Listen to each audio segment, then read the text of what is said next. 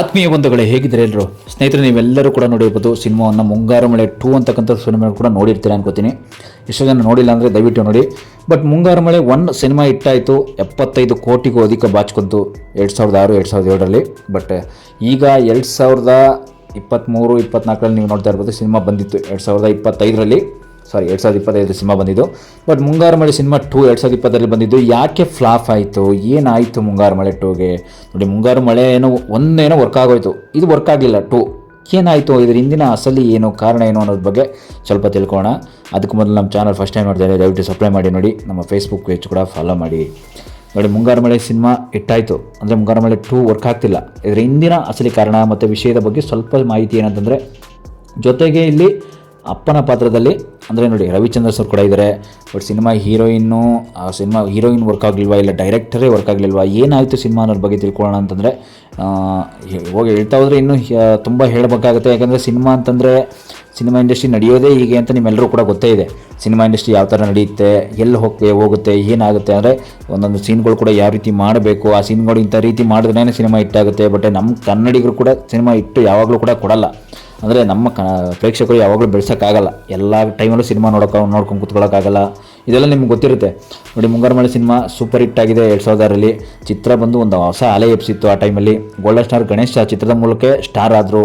ಆದರೆ ಒಂದೇ ಟೈಟಲ್ ಮತ್ತೆ ಬಳಕೆ ಆದರೆ ಏನಾಗುತ್ತೆ ಅಂತಕ್ಕಂಥದ್ದು ಈ ಒಂದು ವಿಡಿಯೋಯಿಂದ ತಿಳ್ಕೊಬೋದು. ಮತ್ತು ಈ ಚಿತ್ರನೂ ಕೂಡ ಒಂದು ತಿಳಿಸ್ಕೊಡ್ತು ಏನಾಗುತ್ತೆ ಒಂದೇ ಟೈಟಲ್ ಮತ್ತೆ ಬಳಸ್ಕೊಂಡ್ರೆ.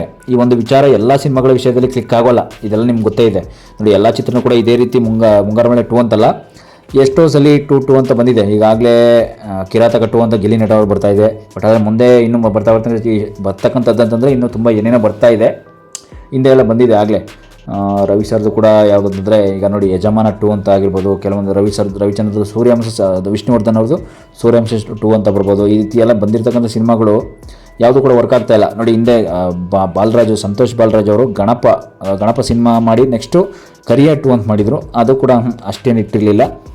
ಬಟ್ ಆದರೂ ಕೂಡ ಈಗ ನೋಡಿ ಮುಂಗಾರು ಮಳೆ 2 ಚಿತ್ರವೇ ಈಗ ಸಾಕ್ಷಿ ಆಗ್ತಾ ಇದೆ. ಡೈರೆಕ್ಟರ್ ಶಶಾಂಕ್ ಅವರು ಈ ಒಂದು ಸತ್ಯವನ್ನು ಯಾವುದೇ ಮುಚ್ಚುಮರೆಯಿಲ್ಲದೆ ಹೇಳ್ಕೊಂಡಿದ್ರು. ಪಾರ್ಟ್ 2 ಅನ್ನೋದು ಎಲ್ಲ ಸಿನಿಮಾಗಳ ಒಂದು ಗೆಲುವಿಗೆ ಹೆಲ್ಪ್ ಆಗೋದಿಲ್ಲ. ಪಾರ್ಟ್ 2 ದಯವಿಟ್ಟು ಮಾಡಬೇಡಿ. ನೋಡಿ, ಪಾರ್ಟ್ 2 ಅಂತಕ್ಕಂಥದ್ದು ಸುಮ್ಮನೆ ಟೈಮ್ ಪಾಸ್ ಅಷ್ಟೇ. ನೀವು ಮಾಡಿಬಿಟ್ರೆ ಏನೋ ಸುಮ್ಮನೆ ಅದು ಇಟ್ಟಾಗಲ್ಲ, ಸುಮ್ಮನೆ ನೀವು ಲಾಸ್ ಮಾಡ್ಕೋತೀರಾ. ಇಲ್ಲ ಅಂತಂದರೆ ಸುಮ್ಮನೆ ಅದೆಲ್ಲ ವೇಸ್ಟ್ ನೀವು ಮಾಡ್ತಕ್ಕಂಥದ್ದು ಕೂಡ ಬಿಡಿ ಅಂತ ಕೂಡ ಹೇಳ್ಕೊಂಡಿದ್ರು. ಆದರೂ ಕೂಡ ಈಗಲೂ ಕೂಡ ಮಾಡ್ತಾನೆ ಇದ್ದಾರೆ ಪಾರ್ಟ್ 2ನ.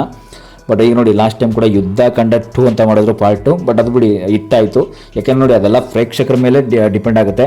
ಅತ್ಯದ್ಭುತ ಅನಿಸೋ ಒಂದು ಕತೆ ಅಂತಂದರೆ ಮುಂಗಾರು ಮಳೆ 2 ಚಿತ್ರದಲ್ಲಿತ್ತು. ಆದರೂ ವರ್ಕ್ ಆಗಲೇ ಇಲ್ಲ ಅಂತಕ್ಕಂಥದ್ದು ಇಲ್ಲಿ ನೋಡಿ ಏನಿದೆ ಅಂತಂದರೆ, ಅಷ್ಟೇ ಯಾಕೆ ಇದೇ ಒಂದು ಕತೆಗೆ ಬೇರೆ ಹೆಸರು ಇಟ್ಟಿದ್ರೆ ಚೆನ್ನಾಗಿರ್ತಿತ್ತಾ? ನೋಡಿ, ಗ್ಯಾರಂಟಿ ಇಟ್ಟಾಗ್ತಾಯಿತ್ತು ಬೇರೆ ಹೆಸರು ಇಟ್ಟಿದ್ರೆ ಅನ್ನೋ ಒಂದು ಅಭಿಪ್ರಾಯ ಬರುತ್ತೆ. ಈ ಬಗೆಗಿನ ಇನ್ನಷ್ಟು ವಿಷಯ ಏನಂತಂದರೆ, ಮುಂಗಾರು ಮಳೆ 2 ಸಿನಿಮಾ ಯಾಕೆ ಇಟ್ಟಾಗ್ತಿಲ್ಲ ಅಂತಂದರೆ, ಮುಂಗಾರು ಮಳೆ ಜನಮನದಲ್ಲಿ ಜಾಗ ಮಾಡಿಕೊಂಡ ಸಿನಿಮಾ. ಆದರೆ ಇದೇ ಟೈಟಲ್ ಮತ್ತೆ ವರ್ಕ್ ಆಗಲಿಲ್ಲ. ಗೋಲ್ಡನ್ ಸ್ಟಾರ್ ಗಣೇಶ್ ಅವರು ಇದೇ ಹೆಸರಿನಲ್ಲಿ ಮುಂಗಾರು ಮಳೆ 2 ಚಿತ್ರ ಮಾಡಿದ್ರು. ನೇಹಾ ಶೆಟ್ಟಿ ಅನ್ನೋ ಒಂದು ಈ ಚಿತ್ರದಲ್ಲಿ ಗಣೇಶ್ ಅವರು ಜೋಡಿಯಾಗಿರ್ತಾರೆ. ಆದರೆ ಸಿನಿಮಾ ಅಂತೂ ಕೈ ಕೊಡುತ್ತೆ, ಫ್ಲಾಪ್ ಆಗುತ್ತೆ. ನಿಮಗೆಲ್ಲ ಗೊತ್ತಿದೆ ಫ್ಲಾಪ್ ಹಿಟ್ ಅಂದರೆ ಏನು ಅಂತ.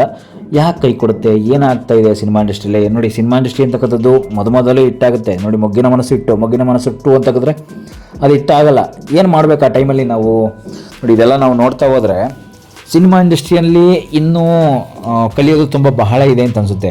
ಯಾಕೆ ಅಂತಂದರೆ ಹಿಂದೆ ಎಲ್ಲ ಗಮನಿಸಿ ನೋಡಬೇಕು, ಸುಮ್ಮನೆ ಅಲ್ಲ. ಈಗ ನೋಡಿ, ಯುದ್ಧಕಾಂಡ ಅಂತಕ್ಕಂಥದ್ದು ರವಿಚಂದ್ರನ್ ಸರ್ ಮಾಡಿದ್ದು ಹಿಂದೆ ಸಿನಿಮಾ. ಅದನ್ನು ಯುದ್ಧಕಾಂಡ 2 ಅಂತ ಚಾಪ್ಟರ್ 2 ಅಂತ ಮಾಡಿದ್ದು ಯಾರು ಅಂತಂದರೆ ಅಜಯ್ ರಾವ್ ಅವರು. ತುಂಬ ಹಿಟ್ಟಾಯಿತು ಅದು ಕೂಡ. ಯಾಕೆಂದರೆ ಅವರು ಕೂಡ ತುಂಬ ಕಷ್ಟದಲ್ಲಿದ್ದೀನಿ ಅಂತ ಕೂಡ ಒಂದು ಪಬ್ಲಿಷನ್ ಮಾಡಿಕೊಂಡ್ರು, ಒಂದು ಮಾರ್ಕೆಟಿಂಗ್ ಮಾಡಿಕೊಂಡ್ರು. ತುಂಬ ಹಿಟ್ಟಾಯಿತು, ಚೆನ್ನಾಗಿ ಬಂತು ಸಿನಿಮಾ. ಈಗ ಬರ್ತಕ್ಕಂಥ ಕೆಲವೊಂದಷ್ಟು ಪಾರ್ಟ್ 2 ಚಾಪ್ಟರ್ 2 ಸಿನಿಮಾಗಳು ಹಿಟ್ಟಾಗ್ತಾ ಇಲ್ಲ. ಹಿಟ್ಟಾಗದೇ ಇರೋದಕ್ಕೆ ಕಾರಣ ಅಂತಂದರೆ ಕೆಲವೊಂದಷ್ಟು ಅದು ಹೀರೋಯಿನ್ ಪಾತ್ರಗಳಾಗಿರ್ಬೋದು, ಮತ್ತು ಆ ಕಥೆಯ ಸ್ಟೋರಿ ಆಗಿರ್ಬೋದು, ಮತ್ತು ಆ ಹೀರೋ ಒಂದೇ ಇರ್ತಾರೆ. ಕೆಲವೊಂದಷ್ಟು ಹೀರೋ ಬೇರೆ ಆದರೂ ಕೂಡ ಹಿಟ್ಟಾಗ್ಬೋದೇನೋ ಅಂತ ಅನಿಸುತ್ತೆ. ಏನೋ ನಿಮ್ಮ ಮುಂಗಾರು ಮಳೆ 1ನಲ್ಲಿ ಗಣೇಶ್ ಅವರೇ ಇರೋ, ಮುಂಗಾರು ಮಳೆ 2ಅಲ್ಲೂ ಕೂಡ ಗಣೇಶ್ ಅವರೇ ಇರೋ ಅಂದರೆ ಅದು ಹಿಟ್ಟಾಗ್ತಾ ಇಲ್ಲ. ಇವ್ರು ಮಾತ್ರ ಅಲ್ಲ, ಕೆಲವೊಂದಷ್ಟು ಬೇರೆ ಸಿನಿಮಾದಲ್ಲೂ ಕೂಡ ಇದೇ ರೀತಿ ಪಾರ್ಟ್ 2 ಚಾಪ್ಟರ್ 2 ಅಂತ ಬರ್ತಾ ಇದ್ರು ಕೂಡ ಅದು ವೇಸ್ಟ್ ಆಗ್ತಾ ಇದೆ. ಯಾಕೆಂದರೆ ಅದು ಸಿನಿಮಾನೇ ವೇಸ್ಟು. ಸಿನಿಮಾ ಆಗ್ತಾಯಿಲ್ಲ, ಫ್ಲಾಪ್ ಆಗ್ತಾಯಿದೆ. ಎಲ್ಲ ಆಲ್ಮೋಸ್ಟ್ ಫ್ಲಾಪ್ ಆಗ್ತಾಯಿದೆ. ಎಲ್ಲ ಆಲ್ಮೋಸ್ಟ್ ಹಿಟ್ ನಟರು ನೀವೆಲ್ಲ ಸ್ಟಾರ್ ನಟರು ನೋಡಿರ್ಬೋದು. ಅವರೆಲ್ಲ ಇದೇ ರೀತಿ ಪಾರ್ಟ್ 2 ಅಂತ ಮಾಡಿದವರೆಲ್ಲ ವೇಸ್ಟು ಸಿನಿಮಾಗಳೆಲ್ಲ. ಯಾಕೆಂದರೆ ಆ ಸಿನಿಮಾಗಳೆಲ್ಲ ಹಿಟ್ ಆಗ್ತಾ ಇಲ್ಲ. ಎಲ್ಲ ನೀವು ಹಳೆಯ ನಮ್ಮ ವಿಷ್ಣುದಾದರ ಸಿನಿಮಾ ನೋಡಿರ್ಬೋದು, ಅವ್ರದ್ದು ಕೂಡ ಸಿನಿಮಾ ಚಾಪ್ಟರ್ 1 ಮಾಡಿರೋದು ಹಿಟ್ಟಾಗಿದೆ, ತುಂಬ ಹಿಟ್ಟಾಗಿದೆ, ದೊಡ್ಡ ಮಟ್ಟದಲ್ಲಿ ಹಿಟ್ಟಾಗಿದೆ. ಬರ್ತಕ್ಕಂಥ ಪಾರ್ಟ್ 2 ಯಾವುದು ಹಿಟ್ ಆಗ್ತಾ ಇಲ್ಲ. ಯಾಕೆಂದರೆ ಈ ಸಿನಿಮಾ ಇಂಡಸ್ಟ್ರಿ ಕತೆ ಆಗಿದೆ. ಎಲ್ಲ ಟೈಮಲ್ಲಿ ಈಗ ನೋಡಿ, ಒಂದು ವಾರದಲ್ಲಿ 10ರಿಂದ 30 ಸಿನಿಮಾ ಬಿಡುಗಡೆ ಆಗುತ್ತೆ ಅಂತಂದರೆ 30 ಸಿನಿಮಾನು ಜನ ನೋಡ್ತಾ ಕೂತ್ಕೊಂಡಿರಲ್ಲ. ಇದೆಲ್ಲ ನಿಮಗೂ ಕೂಡ ಗೊತ್ತಾಗಿದೆ. 30 ಸಿನಿಮಾಗಳನ್ನು ನೋಡ್ಕೊಂಡಿರೋಕ್ಕೆ ಜನಗಳು ಬೇರೆ ಮಾಡೋಕ್ಕೆ ಬೇರೆ ಕೆಲಸ ಇರಲ್ವಾ, ಒಂದು ಅವ್ರದ್ದೇ ಆದ ಒಂದು ಆಫೀಸ್ ಕೆಲಸ ಇರುತ್ತೆ, ವರ್ಕ್ ಇರುತ್ತೆ, ಅದನ್ನು ಮಾಡಿ ಸಿನಿಮಾ ನೋಡಬೇಕಷ್ಟೇ. ಇಲ್ಲ ಯಾವುದೇ ಆದ ಒಂದು ಬಿಸ್ನೆಸ್ ಇರುತ್ತೆ, ಇಲ್ಲ ಯಾವುದೇ ಆದ ಒಂದು ಕೆಲವೊಂದಷ್ಟು ಟೆನ್ಷನ್ಗಳು, ತಲೆನೋವು ಇರುತ್ತೆ. ಇದೆಲ್ಲ ಮಾಡ್ಕೊಂಡು ಸಿನಿಮಾವನ್ನು ಹೇಗೆ ನೋಡಬೇಕು, ಸಿನಿಮಾಗೆ ಈಗ ನೋಡಿ, ಸಿನಿಮಾ ಟಿಕೆಟ್ ಅಂತೂ ನೀವು ಹೇಳೋದಾದರೆ ಬೆಲೆ ಹಿಂದೆ ಎಲ್ಲ ಎಷ್ಟಿತ್ತು, ಈಗ ಎಷ್ಟಾಗ್ತಾ ಇದೆ. ಸಿನಿಮಾ ಟಿಕೆಟ್ ಹಿಂದೆ ಎಲ್ಲ 2000 ಇಸ್ವಿಗೆ ಹೋದರೆ 2006 ಒಂದು 30ರಿಂದ 50 ರೂಪಾಯಿ ಇರ್ತಿತ್ತು. ಬಟ್ ಈಗ 150ರಿಂದ 300 ರೂಪಾಯಿವರೆಗೂ ಹೋಗ್ತಾ ಇದೆ ಸಿನಿಮಾ ಟಿಕೆಟ್ ಬೆಲೆ. ನೋಡಿ, 300 ರೂಪಾಯಿ ಕೊಟ್ಟು ನಾವೀಗ ಸಿನಿಮಾ ನೋಡಬೇಕು ಅಂತಂದರೆ ಯಾರು ಬರ್ತಾರೆ ಈ ಕಾಲದಲ್ಲಿ? ಅದಲ್ಲದೆ ಇಟ್ಟು ಸಿನಿಮಾ ಎಲ್ಲೋ ಅಪರೂಪಕ್ಕೂ ನಾನು ನೋಡ್ಬೋದು, ಇಲ್ಲ ಅಂತಲ್ಲ, ಚೆನ್ನಾಗಿದೆ, ಸಾಂಗ್ಸ್ ಚೆನ್ನಾಗಿದೆ, ಹೋಗ್ತಾರೆ ನೋಡ್ತಾರೆ. ಸಾಂಗ್ಸ್ ಮಾತ್ರ ಅಲ್ಲ, ಅದರಲ್ಲಿರೋ ಕೆಲವೊಂದಷ್ಟು ಸೀನ್ಗಳೆಲ್ಲ ಚೆನ್ನಾಗಿದೆ, ಫೈಟಿಂಗ್ ಸೀನೆಲ್ಲ ಚೆನ್ನಾಗಿದೆ ಅಂತಂದರೆ ನೋಡ್ತಾರೆ. ಈಗ ನೋಡಿ, ರಾಕಿಂಗ್ ಸ್ಟಾರ್ ಯಶ್ ಅವರು KGF ತುಂಬ ಹಿಟ್ಟಾಯಿತು, ಇಡೀ ವರ್ಲ್ಡ್ ಫ್ಯಾನ್ ಇಂಡಿಯಾ ಜೊತೆಗೆ ವರ್ಲ್ಡ್ ಆಯಿತು. ಬಟ್ ಈಗ KD ಅನ್ನೋ ಚಿತ್ರ ಬರ್ತಾ ಇದೆ, ಅದು ಕೂಡ ಫ್ಯಾನ್ ಇಂಡಿಯಾ ಅಂತೆ ಬರ್ತಾ ಇದೆ. ಆದರೆ ಹೋಗ್ತಾ ಹಿಟ್ಟಾಗುತ್ತೆ, ಇಲ್ಲ ಅಂತಲ್ಲ, ಅದು ಕೂಡ ಹಿಟ್ಟಾಗ್ಬೋದು, ಇಲ್ಲ ಫ್ಲಾಪ್ ಆಗ್ಬೋದು. ಅದೆಲ್ಲ ಜನಗಳ ಮೇಲೆ ಡಿಪೆಂಡು, ಅಭಿಮಾನಿಗಳ ಮೇಲೆ ಡಿಪೆಂಡು, ಇಲ್ಲ ಅಂತಲ್ಲ.